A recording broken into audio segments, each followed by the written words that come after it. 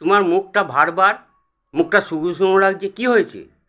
ও, তোমাকে বাড়ি থেকে বিয়ের জন্য চাপ দিচ্ছে, কিন্তু তুমি বিয়ে করতে পারছো না। কেন? তোমার রোজগার কম। মানে যে পরিমাণ রোজগার করো তাতে বিয়ে করা যায় না, ঠিক কথা। দেখো, আমি একটা কথা বলি, বিয়ে মানে সংসার চালানো। আর সংসার চালাতে গেলে অনেক রকম প্রবলেম আসবে, তখন অনেক টাকার দরকার।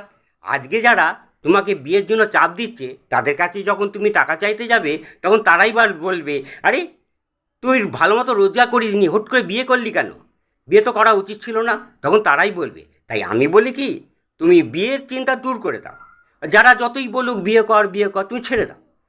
তা ভালো করে রোজগার করা ছেড়ে ব্যাংক ব্যালেন্স বাড়াও, সম্পত্তি বাড়াও, তারপর তুমি বিয়ের চিন্তা করো। কি বলছো? তখন তোমার বয়স বেড়ে যাবে, কোনো পাত্রী ভালো আসবে না। আরে দূর, তোমার ওই ব্যাংক ব্যালেন্স সম্পত্তি দেখে পাত্রীর বাবা তো দূরের কথা, পাত্রী নিজে এসে তোমার সাথে আলাপ করবে, করে বিয়ের প্রস্তাব দেবে।